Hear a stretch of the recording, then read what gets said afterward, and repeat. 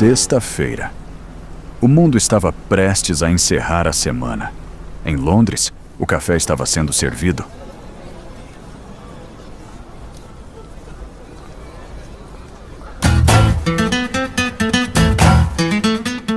Enquanto em Madrid, os escritórios já estavam cheios. Era para ser um dia comum, uma sexta-feira burocrática. Mas algo invisível estava viajando pelos cabos que conectam nossas cidades. Algo que não precisava de passaporte, nem de permissão.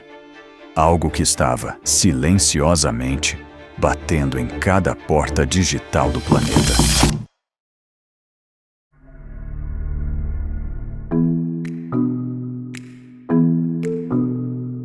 A gente costuma dizer que Madrid nunca dorme, mas a equipe de TI dorme menos ainda. Eu estava monitorando o tráfego de rede da nossa sede. Tudo estava verde, estável, até que o primeiro chamado chegou. Alguém do RH disse que os arquivos do Excel não abriam. Ícones estranhos na área de trabalho. Eu disse o padrão. Reinicia. Não deu tempo de reiniciar. O telefone da mesa ao lado tocou. Depois o da frente. Em 30 segundos, o andar inteiro parecia uma árvore de Natal com luzes de erro. Eu vi a minha própria tela ficar vermelha.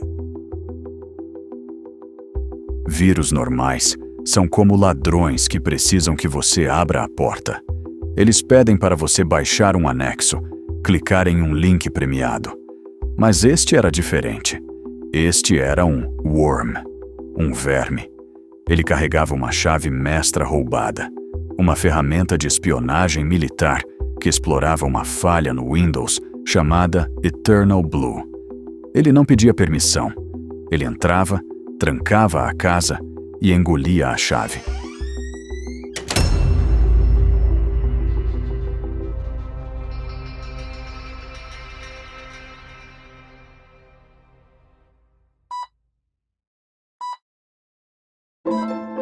Em um hospital, sistema fora do ar não significa que não podemos mandar e-mails. Significa que não sabemos o tipo sanguíneo da criança que acabou de chegar atropelada. Nós ouvimos o anúncio nos alto-falantes. Desliguem todos os computadores. Agora, imagine desligar as máquinas de um hospital de trauma em plena sexta-feira.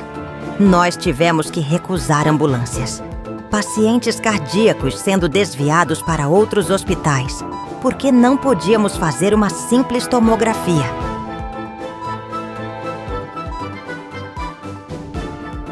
Não foi um ataque cibernético.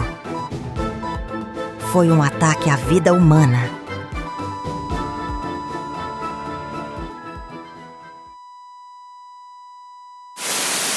Worry at this hour. We do have new reporting in the massive cyber attack. Hospitals paralyzed, surgeries halted, and today we learned of an auto assembly line that suddenly stopped because computers had shut down.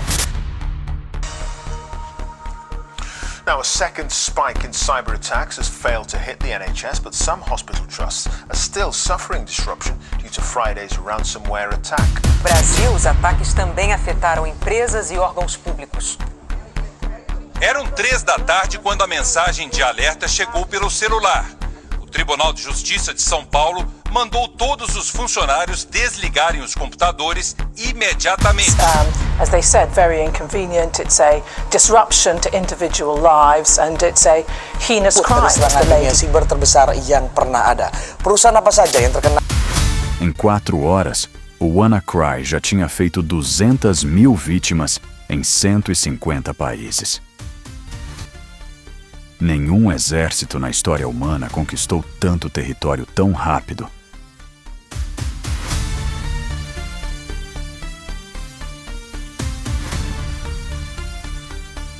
E o motivo? Dinheiro. Mas não muito. $300. Um sequestro global por um preço de banana. O que deixava a pergunta no ar. Era sobre o dinheiro? Ou era apenas para ver o mundo queimar?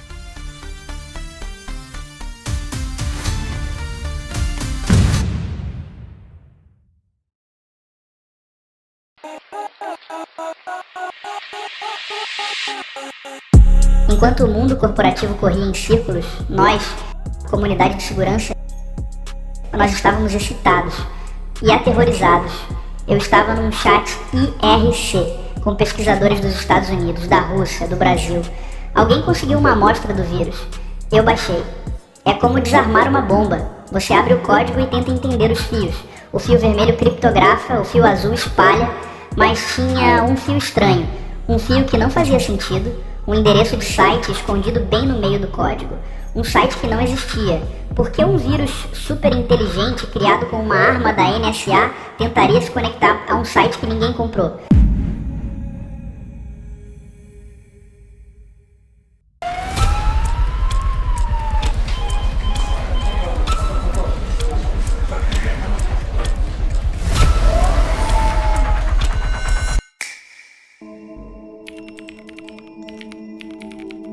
Enquanto o mundo gritava, a solução estava sendo tecida em silêncio.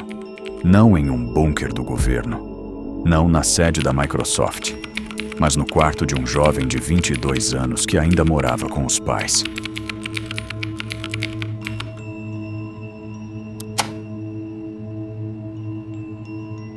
Marcos, que online usava o nome MalwareTech, viu o código. E lá no topo, antes da encriptação começar, o vírus fazia uma pergunta. Ele tentava se conectar a um site, mas não era um site normal. Era uma sopa de letrinhas. Se o vírus conseguisse se conectar a esse site, ele parava. Se não conseguisse, ele atacava. O Marcos checou o registro. O site não estava registrado, ninguém era dono dele. Marcos não sabia que aquilo era um botão de desligar. Ele achava que era apenas uma forma de rastrear o vírus. Se eu comprar esse domínio, pensou ele, vou conseguir ver de onde vêm as infecções. $10,69. O preço de 2 lanches no McDonald's. Foi o custo para parar o maior ciberataque da história.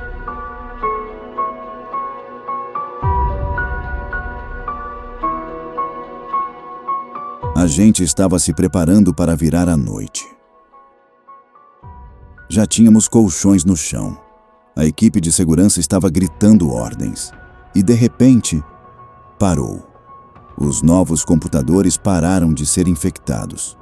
A propagação morreu. Foi como se alguém tivesse puxado o freio de mão do apocalipse. Ninguém entendia o porquê.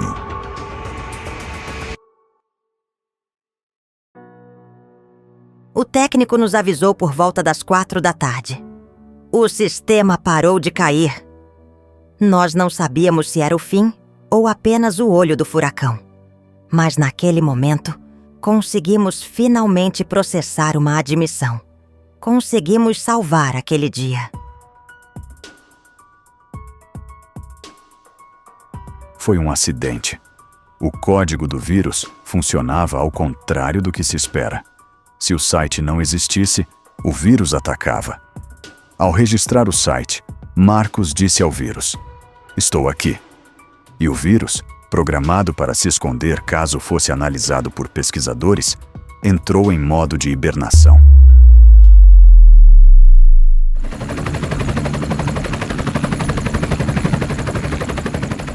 Em questão de horas, Marcos passou de um garoto anônimo num quarto bagunçado para o herói que salvou a internet. Jornalistas do Daily Mail, BBC, CNN, todos estavam na porta dele, mas ele não queria a fama, ele estava com medo. Porque quando você humilha hackers que criaram uma arma global, você coloca um alvo nas suas costas. E quando você mexe com ferramentas da NSA, o governo também começa a olhar para você. O ataque parou. Os arquivos criptografados continuavam perdidos, mas a hemorragia cessou. A pergunta agora mudava. Não era mais como parar, era quem começou? As pistas digitais eram confusas, mas pesquisadores de elite começaram a ver padrões. Padrões que eles já tinham visto em um assalto digital ao Banco de Bangladesh e no ataque à Sony Pictures. Todos os caminhos levavam a um grupo fantasma. um exército de hackers a serviço de um estado.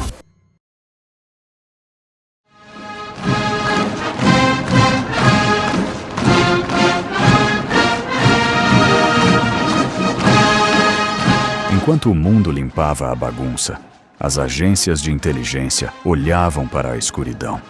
O WannaCry não era o trabalho de um hacker solitário em um porão. Era desleixado, sim. O sistema de pagamento era amador. Mas o código tinha impressões digitais familiares. A comunidade começou a ligar os pontos.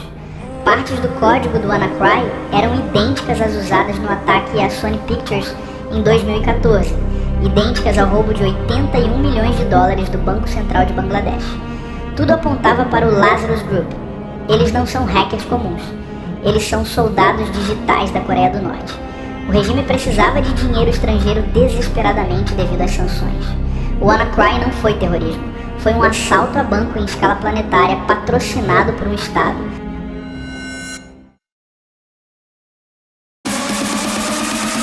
Welcome to Las Vegas.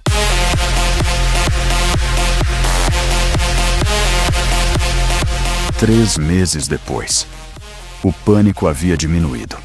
E Marcus Hutchins, o herói acidental de Devon, estava na América pela primeira vez. Ele estava sendo celebrado como uma estrela do rock na maior conferência hacker do mundo. Ele salvou o mundo com um clique de $10. Ele estava no topo. Mas a viagem de volta para casa tem um jeito engraçado de trazer a realidade à tona. A notícia explodiu na conferência. O FBI pegou o Marcus. Ninguém acreditava. Nós pensamos, eles estão prendendo ele por ter parado o WannaCry, por ter envergonhado a NSA? A comunidade estava pronta para a guerra. Foi a maior ironia de todas. O FBI não estava nem aí para o WannaCry naquele momento. Eles prenderam Marcus por algo que ele fez anos antes, quando era um adolescente estúpido. Ele tinha escrito um malware bancário chamado Cronos. O herói que salvou o mundo na sexta-feira era um vilão na segunda-feira anterior. O mesmo cérebro brilhante que parou o ataque norte-coreano tinha, anos antes, criado ferramentas para roubar senhas de banco. Marcus se declarou culpado. Ele evitou a prisão, mas sua vida como a conhecia acabou.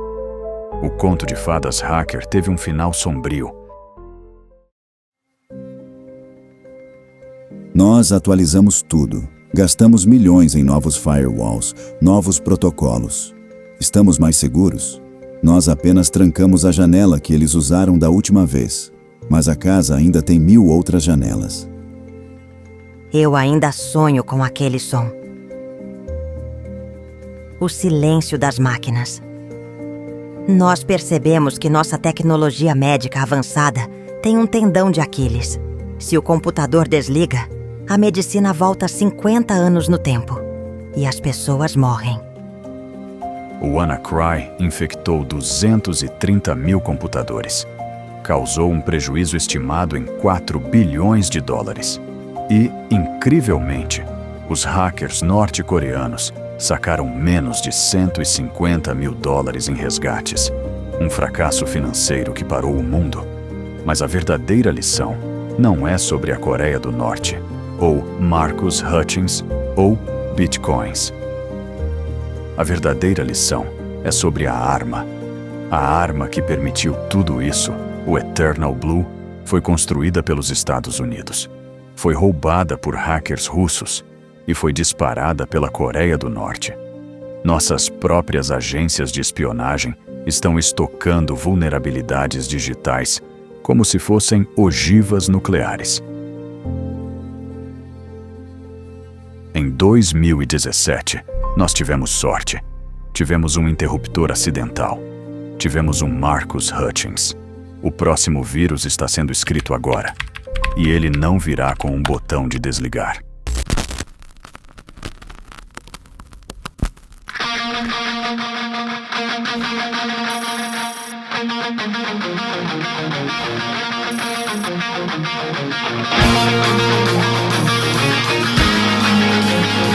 Bye.